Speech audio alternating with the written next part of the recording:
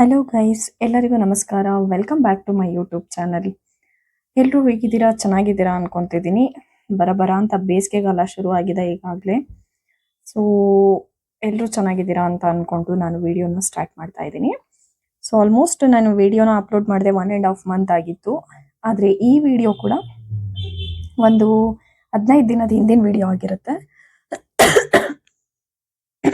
ಅಂದರೆ ನಮ್ಮ ಮಲೆನಾಡಲ್ಲಿ ಶಿವರಾತ್ರಿ ಹಬ್ಬ ಹೇಗಾಯಿತು, ನಾವು ಹೋಗಿರೋದು ಹೇಗೆ, ಶಿವರಾತ್ರಿ ಹಬ್ಬ ಹೇಗೆಲ್ಲ ಸೆಲೆಬ್ರೇಟ್ ಮಾಡಿದ್ವಿ ಅನ್ನೋದು ಈ ವಿಡಿಯೋದಲ್ಲಿದೆ. ಸೊ 15 ದಿನದಿಂದ ನನಗೆ ಈ ವಿಡಿಯೋನ ಅಪ್ಲೋಡ್ ಮಾಡೋದಕ್ಕೆ ಟೈಮ್ ಇರಲಿಲ್ಲ. ಸೊ ಹಾಗಾಗಿ ಮಾಡಿರಲಿಲ್ಲ. ವಿಡಿಯೋ ಎಲ್ಲ ತುಂಬ ಲೇಟಾಗಿ ಹಾಕ್ತಾ ಇದ್ದೀನಿ. ಹಾಗಾಗಿ ನನಗೆ ಸಬ್ಸ್ಕ್ರೈಬರ್ಸ್ ಕೂಡ ಕಮ್ಮಿ ಇದ್ದಾರೆ. ಸೊ ಇದುವರೆಗೂ ನನ್ನ ಚಾನಲ್ನ ಯಾರ್ಯಾರು ಸಬ್ಸ್ಕ್ರೈಬ್ ಮಾಡಿಲ್ಲ, ಹೊಸದಾಗಿ ನೋಡ್ತಾ ಇದ್ದೀರಾ ವಿಡಿಯೋನ, ದಯವಿಟ್ಟು ಹೋಗಿ ನನ್ನ ಚಾನಲ್ನ ಸಬ್ಸ್ಕ್ರೈಬ್ ಮಾಡಿ. ಹಾಗೆ ನಿಮ್ಮ ಫ್ರೆಂಡ್ಸ್ ಆ್ಯಂಡ್ ಫ್ಯಾಮಿಲಿಗೆ ಶೇರ್ ಮಾಡೋದನ್ನ ಕೂಡ ಮರಿಬೇಡಿ. ಸೊ ಬನ್ನಿ ವಿಡಿಯೋ ಸ್ಟಾರ್ಟ್ ಮಾಡೋಣ. ನಾವು ಇಲ್ಲಿಂದ ಹೊರಟಿರೋದು ಮಂಡೇ. ಸೊ ಅಂದರೆ 16th ಮಂಡೇ ನಾವು ಹೊರಟು ಹೋಗಿ ನಾವು ಬ್ಯಾಂಗ್ಳೂರ್ ಬಿಡುವಾಗ ಆಲ್ಮೋಸ್ಟ್ ಒಂದು 4 o'clock ಆಗಿತ್ತು ಅಂತ ಅನ್ಕೊಂತೀನಿ ಮೇ ಬಿ. ಸೊ ನಾವು ಮನೆಗೆ ರೀಚ್ ಆಗೋ ಅಷ್ಟೊತ್ತಿಗೆ 12:15 ಆಗಿತ್ತು. ಚಿಕ್ಕಮಗಳೂರಿಂದ ಆಲ್ಮೋಸ್ಟ್ ಬಾಳೆಹೊನ್ನೂರು ಹೋಗೋವರೆಗೂ ಯಾರಾದರೂ ಒಂದು 8 ತಿಂಗಳು ಪ್ರೆಗ್ನೆಂಟ್ ಇರೋ ಲೇಡಿನ ಕರ್ಕೊಂಡೋದ್ರೆ ನಾರ್ಮಲ್ ಡೆಲಿವರಿ ಆಗೋದಂತೂ ಪಕ್ಕ. ಯಾಕೆ ಅಂದರೆ ಚಿಕ್ಕಮಗಳೂರಿಂದ ಬಾಳೆಹೊನ್ನೂರ್ವರೆಗೂ ರೋಡ್ ಅಷ್ಟು ಚೆನ್ನಾಗಿದೆ. ಅಂದರೆ ಆ ಥರ ಕಿತ್ತೋಗಿರೋ ರೋಡ್ ಇದೆ ಅಂತ ಹೇಳ್ತಾ ಇದ್ದೀನಿ.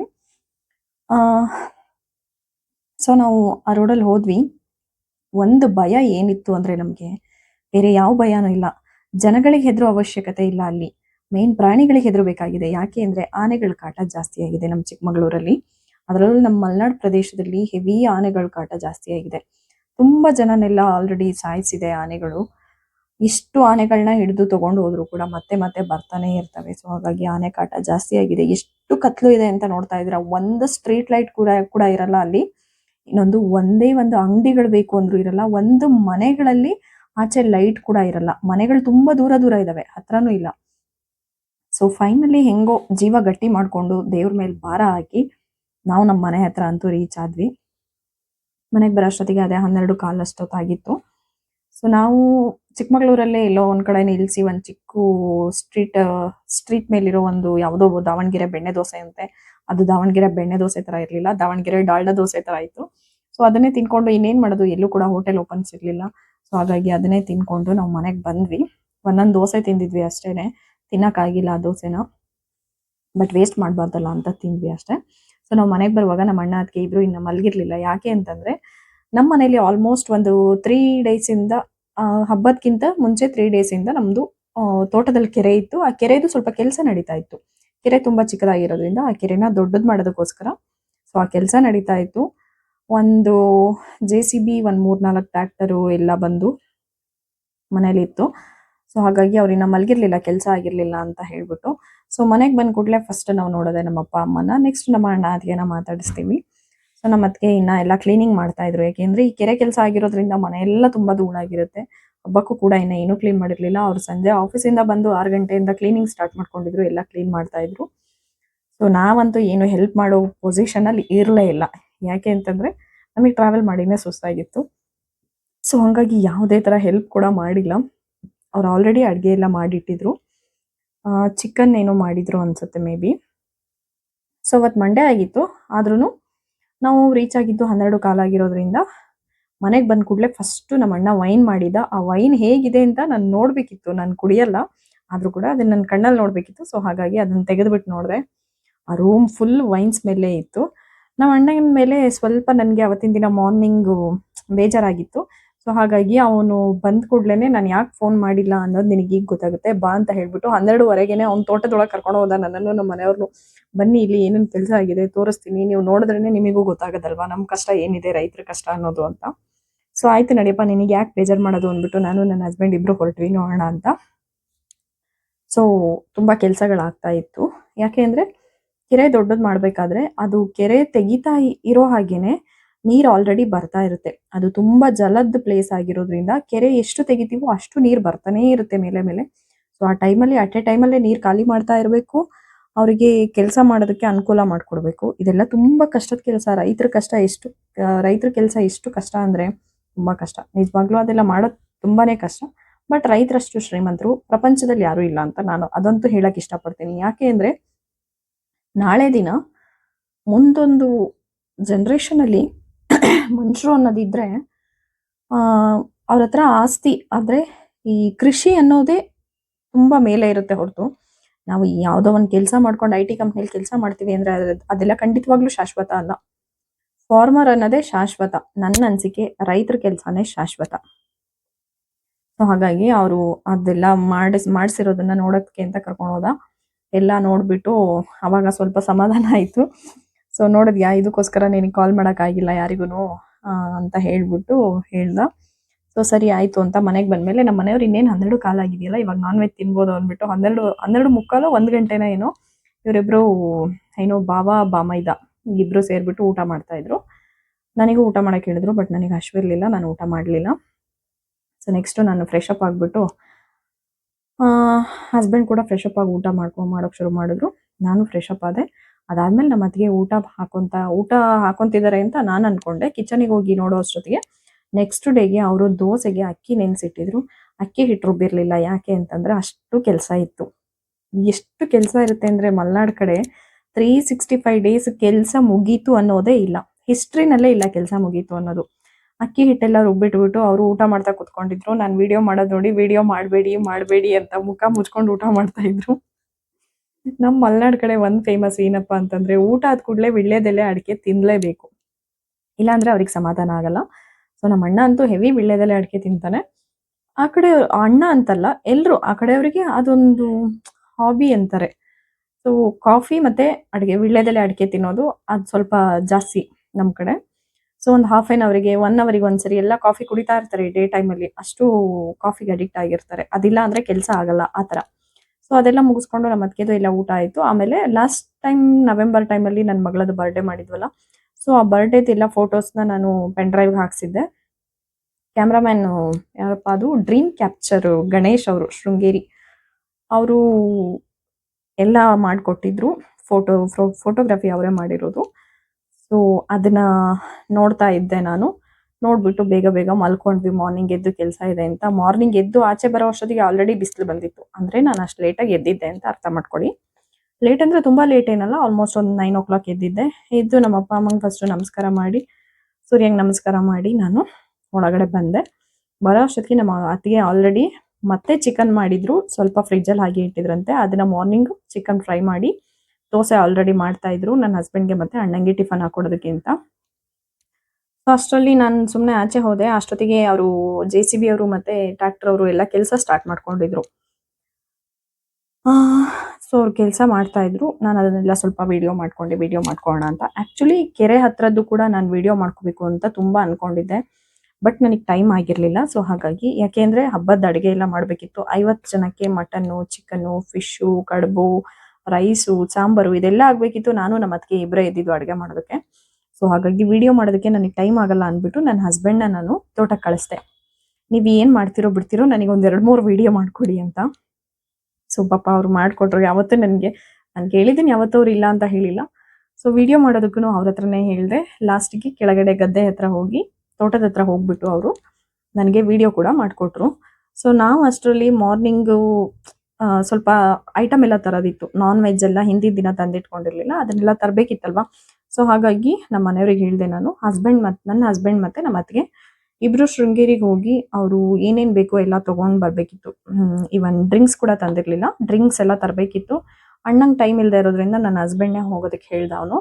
ಏಕೆಂದರೆ ಇಲ್ಲಿ ಈ ಕೆರೆ ಕೆಲಸ ಮಾಡುವಾಗ ಅಟ್ಲೀಸ್ಟ್ ಯಾರಾದರೂ ಒಬ್ರು ನೋಡ್ಕೊಳ್ಳೇಬೇಕು. ಇಲ್ಲ ಅಂದರೆ JCB ಅವ್ರು ಸ್ಲೋ ಮಾಡ್ತಾರೆ ಕೆಲಸ. ಇಲ್ಲಾಂದರೆ ಟ್ರ್ಯಾಕ್ಟರ್ ಫಾಸ್ಟಾಗಿ ಕೆಲಸ ಮಾಡಿದ್ರು ಕೂಡ JCB ಬೇಗ ಕೆಲಸ ಮಾಡಬೇಕಲ್ವ. ಅವ್ರು ಬೇಗ ಮಣ್ಣು ತೆಗೆದು ಹಾಕ್ಕೊಟ್ರೇನೆ ಟ್ರ್ಯಾಕ್ಟರ್ ಕೆಲಸ ಮಾಡೋಕ್ಕಾಗೋದು. ಸೊ ಹಾಗಾಗಿ ಅಣ್ಣ ಅಲ್ಲೇ ಇರಬೇಕಿತ್ತು. ಇಲ್ಲ ಅಂದರೆ ಸುಮ್ಮನೆ ಲೇಟ್ ಮಾಡ್ತಾರೆ ಅಂದ್ಬಿಟ್ಟು ಅಣ್ಣ ನಾನು ಹೋಗಲ್ಲ, ನೀವೇ ಇಬ್ರು ಹೋಗಿ ಬನ್ನಿ ಅಂತ ಹೇಳ್ದ. ಸೊ ಹಾಗಾಗಿ ನಾನು ಹೋಗಲ್ಲ ಅಂತಂದೆ. ಹಾಗಾಗಿ ನನ್ನ ಹಸ್ಬೆಂಡ್ ಮತ್ತೆ ನಮ್ಮ ಅತ್ತಿಗೆ ಹೋಗಿದ್ರು. ಯಾಕೆಂದರೆ ಇವಾಗ ಶೃಂಗೇರಿಲಿ ಕೆಲವೊಂದು ಐಟಮ್ ಎಲ್ಲ ಎಲ್ಲೆಲ್ಲಿ ಸಿಗುತ್ತೆ ಅನ್ನೋದು ನನ್ನ ಹಸ್ಬೆಂಡಿಗೆ ಇನ್ನೂ ಅಷ್ಟೊಂದು ಗೊತ್ತಿಲ್ಲ. ಹಾಗಾಗಿ ನಮ್ಮ ಅತ್ತಿಗೆಗೆಲ್ಲ ಗೊತ್ತಿರುತ್ತೆ. ಹಾಗಾಗಿ ಅವ್ರನ್ನೇ ಕಳಿಸಿದ್ವಿ.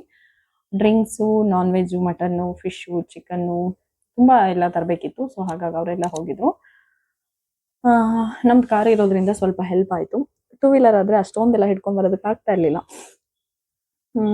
ಮತ್ತೆ ಹಿಂದಿನ ದಿನ ಕಡ್ಬಿಗೆ ಅಂತ ಅಕ್ಕಿ ಪುಡಿ ಮಾಡೋದಕ್ಕೆ ಕೂಡ ಕೊಟ್ಟಿದ್ರು ಅತ್ತಿಗೆ. ಸೊ ಅದೆಲ್ಲ ಅತ್ತಿಗೆಗೆ ಗೊತ್ತಿರೋದ್ರಿಂದ ಎಲ್ಲಿ ಕೊಟ್ಟಿದ್ದಾರೆ ಅನ್ನೋದು ಅವರೇ ಹೋಗ್ಬೇಕಿತ್ತು. ಆಮೇಲೆ ಅದನ್ನೆಲ್ಲ ತಗೊಂಡ್ ಬಂದ್ಮೇಲೆ ಸ್ಟಾರ್ಟ್ ಮಾಡಿದ್ವಿ ಅಡುಗೆನ. ಆಲ್ಮೋಸ್ಟ್ 12:30 1 o'clock ಆಗಿತ್ತು, 1:30 ಆಗಿತ್ತು ಅನ್ಸುತ್ತೆ. ಸೊ ಮಧ್ಯಾಹ್ನಕ್ಕೆ ಊಟ ಕೂಡ ರೆಡಿ ಮಾಡಬೇಕಿತ್ತು. ಮಾರ್ನಿಂಗ್ ಮಾಡಿರೋ ಚಿಕನ್ ಇದ್ದಿದ್ರಿಂದ ರೈಸ್ ಒಂದು ಮಾಡಿಬಿಟ್ಟು ಎಲ್ಲರೂ ಊಟ ಮಾಡ್ಕೊಂಡ್ವಿ. ಊಟ ಅಂದರೆ ನಾನು ಮತ್ತೆ ನಮ್ಮ ಅತ್ತಿಗೆ ಅವತ್ತು ಊಟನೇ ಮಾಡಿಲ್ಲ ಅನ್ಸುತ್ತೆ. ನಮ್ಮಿಬ್ಬರಿಗೆ ಊಟದ ನೆನಪೇ ಇಲ್ಲ, ಯಾಕೆ ಅಂದರೆ ಅಷ್ಟು ಕೆಲಸ ಇತ್ತು. ಇಷ್ಟೊಂದು ಕೆಲಸ ಸಂಜೆ 6 ಗಂಟೆ ಒಳಗೆ ಮುಗಿಯುತ್ತೋ ಇಲ್ವೋ ಅನ್ನೋದು ಡೌಟಲ್ಲಿದ್ವಿ. ಯಾಕೆ ಅಂತಂದರೆ ಈ ಶಿವರಾತ್ರಿ ಹಬ್ಬ ಅಂತಂದರೆ ಶಿವರಾತ್ರಿ ದಿನ ನಾವು ನಾನ್ ವೆಜ್ ಮಾಡಲ್ಲ. ಶಿವರಾತ್ರಿ ಸಂಡೇ ಬಂದಿತ್ತು, ಅವತ್ತಿನ ದಿನ ಉಪವಾಸ ಇರುತ್ತೆ. ಶೃಂಗೇರಿನಲ್ಲಿ ಮಲಹಾನಿಕರೇಶ್ವರ ಅಂತ ಒಂದು ಟೆಂಪಲ್ ಇದೆ, ಬೆಟ್ಟದ ಮೇಲೆ ಇರೋ ಟೆಂಪಲ್ಲು. ಆ ಟೆಂಪಲಲ್ಲಿ ಪೂಜೆ ನಡೆಯುತ್ತೆ. ಸೊ ವರ್ಷಕ್ಕೊಂದ್ಸರಿ ತುಂಬ ಗ್ರ್ಯಾಂಡಾಗಿ ಪೂಜೆ ನಡೆಯುತ್ತೆ. ಆ ಟೆಂಪಲಲ್ಲಿ ಉಪವಾಸದ ದಿನ ಅಂದರೆ ಶಿವರಾತ್ರಿ ಹಬ್ಬದ ದಿನ ವಿಶೇಷವಾದಂಥ ಪೂಜೆ ಇರುತ್ತೆ. ಸೊ ಅವತ್ತಿನ ದಿನ ಮನೆಗಳಲ್ಲಿ ಯಾರು ಕೂಡ ನಾನ್ ವೆಜ್ ಕೂಡ ಮಾಡಲ್ಲ ಆ ಊರಲ್ಲಿ. ಅದ್ರ ನೆಕ್ಸ್ಟ್ ಡೇ ಅಂದರೆ ನಮಗೆ ಭಾನುವಾರ ಹಬ್ಬ ಇದ್ದಿದ್ದು. ಸೊ ನಾವು ಊರುಗಳಲ್ಲಿ ಹಬ್ಬ ಮಾಡೋದು ಮಂಗಳವಾರ ಮತ್ತೆ ಬುಧವಾರ ಹಬ್ಬ ಮಾಡ್ತೀವಿ. ಸೊ ಮಂಗಳವಾರ ನಾನ್ ವೆಜ್ ಮಾಡಿದ್ದು. ಯಾರಾದರೂ ತಿಳ್ಕೊಬೋದು ಶಿವರಾತ್ರಿಗೂ ಕೂಡ ಇವರು ನಾನ್ ವೆಜ್ ತಿಂತಾರಾ, ಅಷ್ಟೊಂದು ಹುಚ್ಚರುಗಳಿದಾರ ಅಂತ ಅನ್ಕೋಬಹುದು. ಬಟ್ ನಿಜವಾಗ್ಲೂ ಶಿವರಾತ್ರಿ ದಿನ ನಾನ್ ವೆಜ್ ಮಾಡಲ್ಲ. ಶಿವರಾತ್ರಿ ಆಗಿ 2ನೇ ದಿನ, ಶಿವರಾತ್ರಿ ಇವತ್ತಾದ್ರೆ ನಾಳೆ ಎಲ್ಲ ನಾಡಿದ್ದಿದ್ದ ದಿನ ನಾವು ಹಬ್ಬನ ಮಾಡ್ತೀವಿ. ಈ ಪದ್ಧತಿ ತುಂಬಾ ತಲೆಮಾರುಗಳಿಂದ ಬಂದಿದೆ. ಸೊ ಅದನ್ನ ಇವಾಗ್ಲೂ ಕೂಡ ನಡೆಸ್ಕೊಂಡು ಹೋಗ್ತಾ ಇದ್ದಾರೆ. ಸೊ ನಮ್ಮ ಮನೇಲಿ ಈಗೊಂದು 7-8 ವರ್ಷ ಹಬ್ಬ ಮಾಡಿರ್ಲಿಲ್ಲ ಅನ್ಕೊಂತೀನಿ. ಆಲ್ಮೋಸ್ಟ್ 10 ಇಯರ್ಸೇ ಮಾಡಿರ್ಲಿಲ್ಲ. ಇವಾಗ ಹಬ್ಬ ಮಾಡ್ತಿರೋದೇ ಈಗ ಇದು 2ನೇ ಇಯರು. ಸೊ ಹಾಗಾಗಿ ಸ್ವಲ್ಪ ಗ್ರ್ಯಾಂಡ್ ಆಗಿ ಮಾಡ್ತೀವಿ. ಹೋದ ವರ್ಷ ಕೂಡ ಅಷ್ಟೇ ಒಂದು 50 ಜನದ ಮೇಲಾಗಿತ್ತು. ಈ ವರ್ಷನೂ ಕೂಡ ಅಷ್ಟೇ 50 ಜನದ ಮೇಲಾಗಿತ್ತು. ಸ್ವಲ್ಪ ಗ್ರ್ಯಾಂಡ್ ಆಗಿ ಮಾಡೋದ್ರಿಂದ ತುಂಬಾ ಜನ ಬರ್ತಾರೆ ನಮ್ಮ ಮನೇಲಿ ಆಲ್ಮೋಸ್ಟ್. ಸೊ ಅಡುಗೆ ಎಲ್ಲ ಆಗ್ಬೇಕಿತ್ತಲ್ವಾ, ಆ ಟೆನ್ಷನ್ ಅಲ್ಲೇ ಇದ್ವಿ. ಯಾಕೆ ಅಂದ್ರೆ ನಮಗೆ ಊಟದ ಮೇಲೆ ಅಷ್ಟು ಕೇರ್ ಇರಲಿಲ್ಲ ನಮಗೆ. ಫಸ್ಟ್ ಏನು ನಮ್ದು ಕೆಲಸ ಮುಗಿಬೇಕು, ಅಡುಗೆ ಮುಗಿಬೇಕು ಮೇನ್. ನೆಕ್ಸ್ಟು ಕಸ ಗುಡಿಸ್ಬೇಕು, ನೆಲ ಒರೆಸ್ಬೇಕು, ಮನೆ ಅಂದಮೇಲೆ ಇದ್ದೇ ಇರುತ್ತೆ ಅಲ್ವಾ, ಪಾತ್ರೆ ಅಡುಗೆ ಇಷ್ಟೆಲ್ಲ ಆಗ್ಬೇಕಲ್ವಾ, ಇರೋದಿಬ್ರು. ಸೊ ಹಾಗಾಗಿ ಎಲ್ಲ ಒಂದೊಂದಾಗೆ ನಮ್ಮ ಅತ್ತಿಗೆ ಎಲ್ಲ ಮಾಡ್ತಾ ಬಂದ್ರು. ಸೊ ಮಟನ್ ಎಲ್ಲ ಸ್ವಲ್ಪ ಕಟ್ ಮಾಡ್ಕೋಬೇಕಿತ್ತು, ಅದನ್ನ ನಾನು ಅವರು ಇಬ್ರು ಸೇರಿ ಮಾಡಿದ್ವಿ. ಮಾಡಿ ಆದ್ಮೇಲೆ ಮಟನು, ಚಿಕನು, ಫಿಶು, ಸಾಂಬಾರು ಇದೆಲ್ಲ ಅವರೇ ಮಾಡಿದ್ರು ಪಾಪ ಒಬ್ರೇನೆ. ಕಡುಬು ಮಾತ್ರ ನಾನು ಮಾಡಿದ್ದು. ಸೊ ನಮ್ಮ ಈ ಮಲೆನಾಡು ಕಡೆ ಅಕ್ಕಿ ರೊಟ್ಟಿ ಮತ್ತೆ ಕಡುಬು ಇದೆರಡು ತುಂಬಾನೇ ಫೇಮಸ್ಸು. ಆಲ್ಮೋಸ್ಟ್ ಗೊತ್ತಿರುತ್ತೆ ಅನ್ಕೊಂತೀನಿ. ಈ ಶೃಂಗೇರಿ ಆಲ್ಮೋಸ್ಟ್ ಬಾಳೆಹೊನ್ನೂರಿಂದ ಆಚೆ ದಾಟಿದ್ರೆ, ಬಾಳೆಹೊನ್ನೂರಲ್ಲ ಚಿಕ್ಕಮಗಳೂರು ದಾಟಿದ್ರೇನೆ ಇದೆಲ್ಲ ಸ್ವಲ್ಪ ಫೇಮಸ್ಸು. ಏಕೆಂದ್ರೆ ಅಲ್ಲಿ ಜನಕ್ಕೆ ಈ ರೈಸ್ ಐಟಮ್ ತಿಂಡಿ ಇದ್ಯಾವುದು ಇಷ್ಟ ಆಗಲ್ಲ. ಮೇಯ್ನ್ ಆಗಿ ಅಕ್ಕಿ ರೊಟ್ಟಿ ಅಥವಾ ಕಡುಬು ಇದೆಲ್ಲ ನೀವು ದಿನ ಕೊಟ್ರು ತಿಂತಾರೆ, ಅವ್ರು ಬೇಡ ಅಂತ ಹೇಳಲ್ಲ. ಇನ್ನೊಂದು ವೀಕ್ಲಿ 7 ಡೇಸ್ ಕೂಡ ನಾನ್ ವೆಜ್ ಇರಲೇಬೇಕು. ವೆಜ್ ಅಂದರೆ ಸ್ವಲ್ಪ ನಮಗೆ ಗಂಟ್ಲಲ್ಲಿ ಇಳಿಯೋದು ತುಂಬ ಕಷ್ಟ ಆಗುತ್ತೆ. ಈವನ್ ನನಗಾದ್ರೂ ಅಷ್ಟೇ, ನಮಗೆ ನಾನ್ ವೆಜ್ ಸ್ವಲ್ಪನಾದರೂ ಸೈಡಿಗೆ ಇರಲೇಬೇಕು. ಅದು ಹುಟ್ಟದಾಗಿಂದನೂ ನಮಗೆ ಅದು ರೂಢಿ ಆಗಿಬಿಟ್ಟಿದೆ. ಈವನ್ ನಮ್ಮ ಮನೇಲಾದ್ರೂ ಅಷ್ಟೇ, ಎಲ್ಲಾದ್ರೂ ಅಷ್ಟೇ. ನಮ್ಮ ಅಣ್ಣಂಗಂತೂ ವೆಜ್ ಎಲ್ಲ ಇಳಿಯೋದೇ ಇಲ್ಲ, ಅವನಿಗೆ ನಾನ್ ವೆಜ್ ಇರಲೇಬೇಕು. ಯಾವಾಗಲೇ ಆದ್ರೂ ಅಷ್ಟೇ ಅವನಿಗೆ ನಾನ್ ವೆಜ್ ಇರಲೇಬೇಕು. ಏನಿಲ್ಲ ಅಂದ್ರೂ ಅಟ್ಲೀಸ್ಟ್ ಫಿಶ್ ಅಂತೂ ಇದ್ದೇ ಇರುತ್ತೆ ನಮ್ಮ ಮನೇಲಿ ಜಾಸ್ತಿ. ಸೊ ಮಲೆನಾಡು ಕಡುಬು ಅಂದರೆ ಈ ಥರ ಇರುತ್ತೆ, ನೋಡ್ತಾ ಇರ್ಬೋದು. ಎಲ್ಲ ರವೆ ಉಂಡೆ ಥರ ಕಾಣಿಸ್ತಿರ್ಬೋದು ನಿಮಗೆ, ಬಟ್ ಅದು ಅಕ್ಕಿ ಕಡುಬು ಅಂತ ಹೇಳ್ತೀವಿ. ತುಂಬ famous. Next mutton, fish, chicken ಇಷ್ಟು ಕೂಡ ಮಾಡಿ ಎಲ್ಲ ರೆಡಿ ಮಾಡಿಬಿಟ್ಟು ಲಾಸ್ಟಿಗೆ ಇನ್ನೊಂದ್ಸರಿ ಟಚಪ್ಪಿಗೆ ಏನ್ಬಿಟ್ಟು ನೆಲ ಒರೆಸ್ಕೊಂಡ್ಬಂದು ಸಂಜೆ ಪೂಜೆಗೆ ಎಲ್ಲರೂ ಸ್ನಾನ ಮಾಡಿಬಿಟ್ಟು ರೆಡಿ ಆಗಿಬಿಟ್ಟು ಮತ್ತೆ ಎಲ್ಲ ಸ್ನಾನ ಮುಗಿಸ್ಕೊಂಡು ರೆಡಿಯಾಗಿ ಪೂಜೆಗೆ ಅಂತ ರೆಡಿ ಮಾಡ್ಕೊಂಡ್ವಿ. ಸೊ ಏನೇ ಹಬ್ಬ ಇದ್ರೂ ಏನೇ ಪೂಜೆ ಇದ್ರೂ ನಮ್ಮ ಮನೇಲಿ ಮೇಯ್ನ್ ಆಗಿ ಪೂಜೆ ಮಾಡಲೇಬೇಕು. ನಮ್ಮ ಅಪ್ಪ ಅಮ್ಮನಿಗೆ, ನಮ್ಮ ಅಜ್ಜ ಅಜ್ಜಿಗೆ ನಾವು ಎಡೆ ಇಡಲೇಬೇಕು. ಯಾಕೆ ಅಂದರೆ ನಮ್ಮ ಅಪ್ಪ ಅಮ್ಮ ಕೂಡ ನಾನ್ ವೆಜ್ ಲವರ್ಸ್. ಸೊ ಅವರಿಗೂ ಕೂಡ ನಾನ್ ವೆಜ್ ಇರಲೇಬೇಕಿತ್ತು. ಹಾಗಾಗಿ ನಾವು ಅವ್ರಿಗೆ ಪೂಜೆ ಮಾಡಿದೆ ನಾವು ಯಾರೂ ತಿನ್ನಲ್ಲ. ಸೊ ಫಸ್ಟು ನಾವು ಅವ್ರಿಗೆ ಪೂಜೆ ಮಾಡಿ ಆಮೇಲೆ ಬಂದವ್ರಿಗೆ ಊಟ ಇಡೋದು. ಅಲ್ಲಿವರೆಗೂ ನಾವು ಯಾರು ತಿಂತಿರಲ್ಲ ಅದನ್ನು, ನಾನ್ ವೆಜ್ ಆಗಿರಲಿ ಏನೇ ಅಡುಗೆ ಆಗಿರಲಿ. ಸೊ ನಾರ್ಮಲ್ ಡೇಸಲ್ಲಿ ಕೂಡ ಅಷ್ಟೇ ನಮ್ಮ ಅಣ್ಣ ಅದಕ್ಕೆ ಅದನ್ನು ರೂಢಿ ಮಾಡ್ಕೊಂಡು ಬಂದಿದ್ದಾರೆ. ಇವನು ನಮ್ಮಮ್ಮನ ತಂಗಿ ಮಗ, ಅಂದರೆ ನಮ್ಮ ಆಂಟಿ ಮಗ. ತುಂಬ ರೇಗಿಸ್ತಿದ್ದೆ ಇವನಿಗೆ ನಾನಂತೂ. ತುಂಬ ಗೋಳೈಕೊಂಡೆ. ತುಂಬ ಕ್ಯಾಶುವಲ್ ಆಗಿ ಫ್ರೆಂಡ್ಲಿ ಆಗಿದ್ದಾನೆ ಅವನು, ಅಂದರೆ ತಮ್ಮ ಆಗ್ಬೇಕು ನನಗೆ. ಸೊ ಅದಾದಮೇಲೆ ನಮ್ಮದು ಪೂಜೆ ಮುಗಿಯೋ ಆಲ್ಮೋಸ್ಟ್ ಎಲ್ಲ ರಿಲೇಷನ್ಸ್ ಎಲ್ಲ ಬರೋಕ್ಕೆ ಶುರು ಮಾಡಿದ್ರು. ಈವನ್ ನಮ್ಮ ಅತ್ತಿಗೆ ಮನೆಯವರೆಲ್ಲ ಸ್ವಲ್ಪ ಬೇಗ ಬಂದರು. ಹಾಗಾಗಿ ಅವರಿಗೆ ಬೇಗ ಬಂದ್ರೂ ನಾವು ಊಟ ಇಡೋದು ಲೇಟ್ ಆಯಿತು. ರಾತ್ರಿ 10 ಗಂಟೆ ಆದ್ರೂ ನಮ್ದು ಇಲ್ಲಿ ಕೆಲಸ ಮುಗ್ದಿರಲಿಲ್ಲ, ಈ ಕೆರೆ ಕೆಲಸದ್ದು. ಅದೊಂದು ತುಂಬ ಬೇಜಾರಾಯಿತು. ಎಲ್ಲರೂ ಬಂದವರೆಲ್ಲ ಫಸ್ಟು ನಮ್ಮ ಮನೆಗೆ ಬರ್ತಾ ಇರಲಿಲ್ಲ, ಎಲ್ಲರೂ ಕೆರೆ ಹತ್ರ ಹೋಗ್ತಾ ಇದ್ರು, ಕೆರೆ ನೋಡೋಕ್ಕೆ ಅಂದ್ಬಿಟ್ಟು. ಹಾಗಾಗಿ ಎಲ್ಲರೂ ಆ ಕೆರೆ ನೋಡ್ಕೊಂಡ್ ಬಂದು ಆಮೇಲೆ ನಮ್ಮ ಮನೆಗೆ ಬರ್ತಾ ಇದ್ರು. ಸೊ ತುಂಬಾ ಚೆನ್ನಾಗಿದೆ ಕೆರೆ. ಇವಾಗ ಕೆರೆ ಫುಲ್ ನೀರ್ ಬಂದಿದೆ. ನಮ್ಗೆ ಎಷ್ಟು ನೀರ್ ಹೊಡೆದ್ರು ಇನ್ನ ನೀರು ಮಿಕ್ಕೋ ಅಷ್ಟು ನೀರ್ ಬಂದಿದೆ ನಮ್ಮ ಕೆರೆನಲ್ಲಿ. ಅಷ್ಟು ದೊಡ್ಡದಾಗಿದೆ ಕೆರೆ. ತುಂಬಾ ಖುಷಿ ಆಯ್ತು ಆ ಕೆರೆ ನೋಡಿ. ನಮ್ಮ ಅಣ್ಣ ಅದಕ್ಕೆ ಇಬ್ರು ಸೇರಿ ಕಷ್ಟಪಟ್ಟು ಏನೋ ಇರೋ ತೋಟನ ಇಂಪ್ರೂವ್ಮೆಂಟ್ ಮಾಡ್ಕೊಂಡು ಹೋಗ್ತಾ ಇದ್ರೆ. ಯಾರಿಗೆ ಆದ್ರೂ ಅಷ್ಟೇ ಬೇಕಾಗಿರೋದಲ್ವಾ, ಯಾವುದೇ ಒಂದು ಹೆಣ್ಮಗುಗಾದ್ರೂ ತನ್ನ ತವ್ರ ಮನೆ ಚೆನ್ನಾಗಿರ್ಬೇಕು ಅಂತ ಅವ್ರು ಎಕ್ಸ್ಪೆಕ್ಟ್ ಮಾಡ್ತಾರೆ. ಸೊ ಅದೇ ತರ ಇದೆ ಅಂತ ಅನ್ಕೊಂತೀನಿ. ನನಗಂತೂ ತುಂಬಾ ಖುಷಿಯಾಗಿದೆ. ಸೊ ಎಲ್ರು ಬರ್ತಾ ಇದ್ರು, ಎಲ್ರು ಮಾತಾಡ್ಸ್ಕೊಂಡು ವಿಡಿಯೋ ಮಾಡ್ತಾ ಇದ್ದೆ. ಎಲ್ರು ನನಗೆ ರೇಗಿಸ್ತಾ ಇದ್ರು ವಿಡಿಯೋ. ಚಿಕ್ಕನ್ ಯಾರು ಕಟ್ಟಾಕಿದ್ದಾರೆ ಹೇಳು? ಚಿಕ್ಕನ್ ಯಾರು ಕಟ್ಟಾಕಿದ್ದಾರೆ? ಜೋರ್ ಮಾಡ್ಬೇಕು. ಅವಿನಾಶ್ ಚಿಕ್ಕಪ್ಪ ಇಲ್ಲಿ. ಜೋರ್ ಮಾಡಿ ಅವಿನಾಶ್ ಚಿಕ್ಕಪ್ಪ ಎಲ್ಲಿ? ಅವಿನಾಶ್ ಕೊಂಡೆ ಬಂತು. ಸ್ಮೈಲ್ ಮಾಡಿ ನೋಡೋಣ. ಸ್ಮೈಲ್ ಮಾಡೋದಂಗೆ? ಸ್ಮೈಲ್ ಮಾಡೋದಂಗೆ? ಅಂಗನವಾಡಿಲಿ ನಿನ್ ಫ್ರೆಂಡ್ಸ್ ಯಾರಿದ್ದಾರೆ? ಅಂಗನವಾಡಿಲಿ ಫ್ರೆಂಡ್ಸ್ ಎಲ್ಲ ಯಾರು? ನಾನೇನು ಮಾಡಲ್ಲ. ಯಾಕೆ ಮಾಡಲ್ಲ ನೀನು? ಎಷ್ಟು ಜನ ಫ್ರೆಂಡ್ಸ್ ಇದ್ದಾರೆ ಅಂಗನವಾಡಿಲಿ? ಯಾರು ಇಲ್ವಾ ಫ್ರೆಂಡ್ಸು?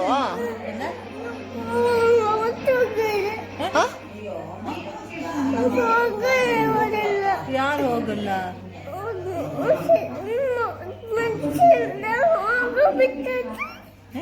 ನಮ್ಮ ಮೂಡ್ಲು ಸಿಂಗ ಸಿಂಗ.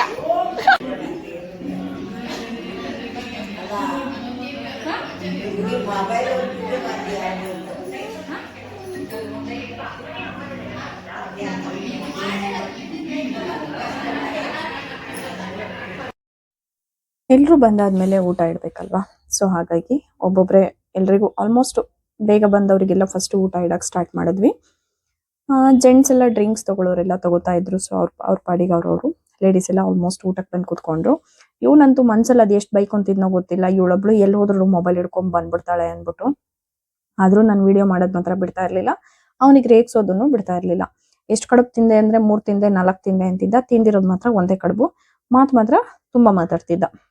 ಇವನಿಗೆ ಅವರಪ್ಪ ಬಂದ್ಬಿಟ್ಟು ಪೆಟ್ ನೇಮ್ ಇಟ್ಟಿರೋದು ಸಿಂಗ ಅಂತ ಹೆಸರಿಟ್ಟಿದ್ದಾರೆ. ಸೊ ಹಾಗಾಗಿ ನಾನು ಅವನಿಗೆ ಮೂಡ್ಲ ಸಿಂಗ ಅಂತಾನೆ ಕರೆಯೋದು. ಅವನ ಹೆಸರು ಏನೋ ಇದೆ, ಬಟ್ ನನಗೆ ನೆನಪಿಲ್ಲ ನಿಜವಾಗ್ಲು. ಸೊ ಅದಾದ್ಮೇಲೆ ಮಕ್ಕಳೆಲ್ಲ ತುಂಬಾ ಚೆನ್ನಾಗಿ ಆಟ ಆಡ್ಕೊಂತಾ ಇದ್ರು. ನಾವು ಕೂಡ ಎಲ್ಲ ಬೇಗ ಬೇಗ ಊಟ ಮಾಡೋಣ ಅಂತ ಅನ್ಕೊಂತಿದ್ವಿ. ಬಟ್ ಆದ್ರೂ ನಾವು ಅವತ್ತಿನ ದಿನ ಮಲಗಿದ್ದು ನೈಟ್ 2 ಗಂಟೆ ಆಗೋಯ್ತು. ಸೊ ಲಾಸ್ಟಿಗೆ ನಮ್ಮ ಅಣ್ಣನ ಫ್ರೆಂಡ್ಸ್ ಬಂದಿರೋದ್ರಿಂದ ನಮ್ಮ ಅಣ್ಣನ ಫ್ರೆಂಡ್ಸಿಗೆ ಊಟ ಬಡಿಸೋದಕ್ಕೆ ನಮ್ಮ ಅಣ್ಣ ಮತ್ತೆ ನನ್ನ ಹಸ್ಬೆಂಡೇನೆ ನಿಂತ್ಕೊಂಡ್ರು. ಯಾಕೆ ಅಂದ್ರೆ ಎಲ್ರು ಬಾಳೆ ಎಲೆ ಮೇಲೆ ಒಂದೊಂದೇ ಕಡುಬು ಹಾಕೊಂಡಿದ್ರು. ಸೊ ಹಾಗಾಗಿ ಇವರು ರೆಡ್ ಕಲರ್ ಡ್ರೆಸ್ ಹಾಕೊಂಡಿರೋರು ಯಾರು ಅಂತ ಗೆಸ್ ಮಾಡ್ಬೋದು. ಯಾರು ಅಂತ ಹೇಳ್ತೀನಿ ಕೇಳಿ. ನನ್ನ ಇನ್ಸ್ಟಾಗ್ರಾಮ್ ಪೇಜ್ ಅಲ್ಲಿ ಒಬ್ರು ಡ್ಯಾನ್ಸ್ ಮಾಡಿ ತುಂಬಾ ವೈರಲ್ ಆಗಿದ್ದಾರೆ. ಸೊ ಹೊಳೆಯದ್ದು ಸಂತೋಣ್ಣ ಅಂತ ಅವ್ರ ವೈಫ್ ಇವರು. ನೆಕ್ಸ್ಟ್ ಅವ್ರದ್ದು ತಮಾಷೆ ಎಲ್ಲ ನೋಡ್ಕೊಂಡು ಅದಾದ್ಮೇಲೆ ನಮ್ಮ ಅಣ್ಣನ ಗ್ಯಾಂಗ್ ಎಲ್ಲ ಊಟ ಕೂತ್ಕೊಂಡಿದ್ರು. ಅವರಿಗೆಲ್ಲ ಅವರೇ ಊಟ ಬಡಿಸ್ತಾ ಇದ್ರು. ಅವರೆಲ್ಲ ಊಟ ಮುಗಿಸ್ಕೊಂಡು ಮನೆಗಡೆ ಹೊರಟ್ರು. ಅದಾದ್ಮೇಲೆ ಲಾಸ್ಟ್ ಅಲ್ಲಿ ನಾನು, ಹಸ್ಬೆಂಡು, ಅಣ್ಣ, ಅತ್ತಿಗೆ ಮತ್ತೆ ನಮ್ಮ ಆಂಟಿ ಮಗ ಮತ್ತೆ ನಮ್ಮಮ್ಮನ ಸೋದರ ಮಾವನ ಮಗ, ನಾವಿಷ್ಟು ಜನ ಊಟ ಕೂತ್ಕೊಂಡ್ವಿ. ಸೊ ಅವ್ರ ವೈಫು ಮತ್ತೆ ಅವ್ರ ಮಗ ನಮ್ಗೆ ಊಟ ಬಡಿಸ್ತಾ ಇದ್ರು. ಅವ್ರ ಮಗ ಅಂತೂ ಅವ್ರ ಅಮ್ಮನ್ಕಿಂತ ಹೆವಿ ಫಾಸ್ಟು.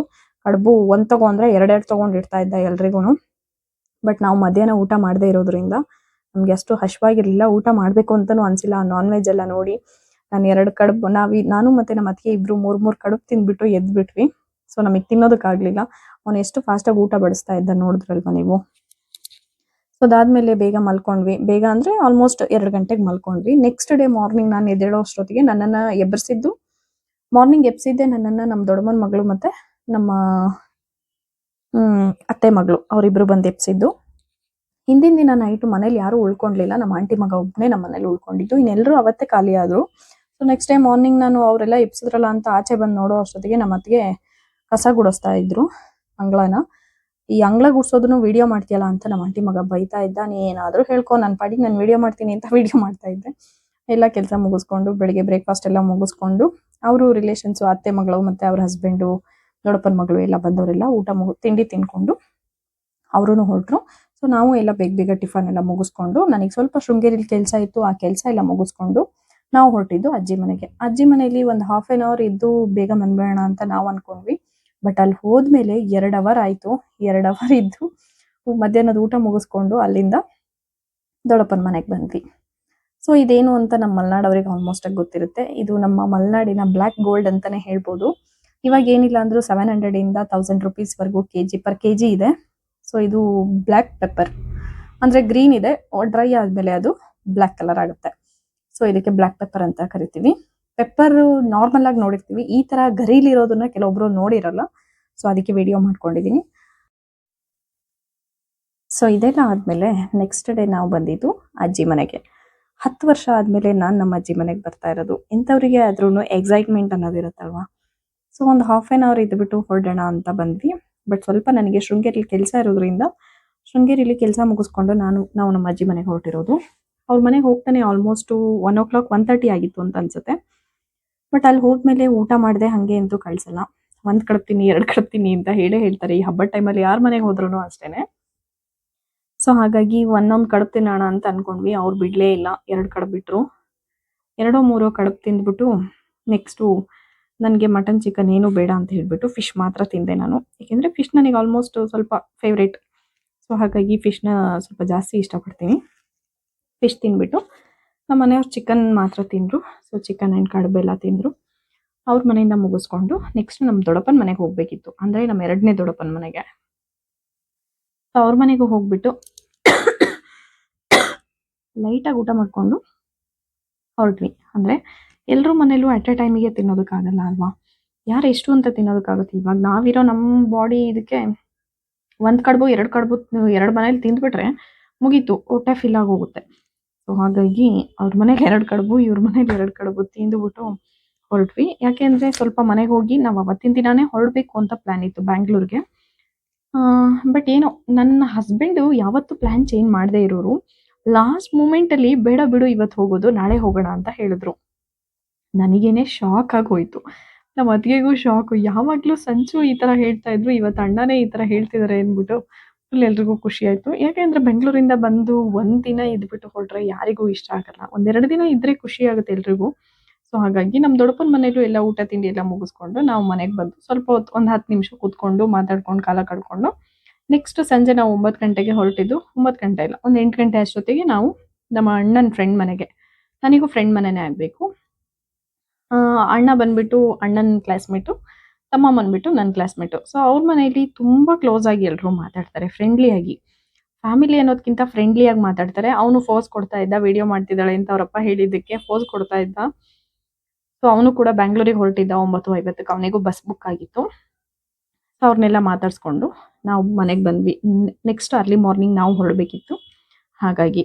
ಸೊ ನೆಕ್ಸ್ಟ್ ನಾವು ಬೆಳಗ್ಗೆ 6 ಗಂಟೆಗೆ ಬ್ಯಾಂಗ್ಳೂರಿಗೆ ಹೊರಟ್ವಿ. ಇದಾಗಿತ್ತು ಈ ನಮ್ಮ ಮಲೆನಾಡು ಶಿವರಾತ್ರಿ ವಿಡಿಯೋ. ಸೊ ಎಲ್ರಿಗೂ ಇಷ್ಟ ಆಗಿದೆ ಅಂತ ಅನ್ಕೊಂತೀನಿ. ನೆಕ್ಸ್ಟ್ ವಿಡಿಯೋದಲ್ಲಿ ಮತ್ತೆ ಸಿಗೋಣ. ಅಲ್ಲಿವರೆಗೂ ನನ್ನ ಚಾನಲ್ನ ಸಬ್ಸ್ಕ್ರೈಬ್ ಮಾಡ್ತಾ ಇರಿ, ಹೊಸದಾಗಿ ನೋಡ್ತಾ ಇರೋರು. ಸೊ ನನ್ನ ವಿಡಿಯೋನ ವಾಚ್ ಮಾಡ್ತಾ ಇರಿ ಅಂತ ಕೇಳ್ಕೊತೀನಿ. ಇದುವರೆಗೂ ನನ್ನ ಚಾನಲ್ನ ಯಾರ್ಯಾರು ಸಬ್ಸ್ಕ್ರೈಬ್ ಮಾಡಿಲ್ಲ ದಯವಿಟ್ಟು ಸಬ್ಸ್ಕ್ರೈಬ್ ಮಾಡಿ, ಲೈಕ್ ಮಾಡಿ, ಶೇರ್ ಮಾಡೋದನ್ನ ಕೂಡ ಮರಿಬೇಡಿ. ಸೊ ಹಾಗೆ ನನ್ನ ಇನ್ಸ್ಟಾಗ್ರಾಮ್ ಪೇಜ್ನ ಕೂಡ ಫಾಲೋ ಮಾಡೋದನ್ನ ಮರಿಬೇಡಿ ಅಂತ ಕೇಳ್ಕೊತಾ ಸೊ ಇವತ್ತಿನ ವಿಡಿಯೋನ ಇಲ್ಲಿಗೆ ಮುಗಿಸ್ತಾ ಇದ್ದೀನಿ. Thank you so much. ಎಲ್ಲರೂ ಖುಷಿಯಾಗಿರಿ. Thank you.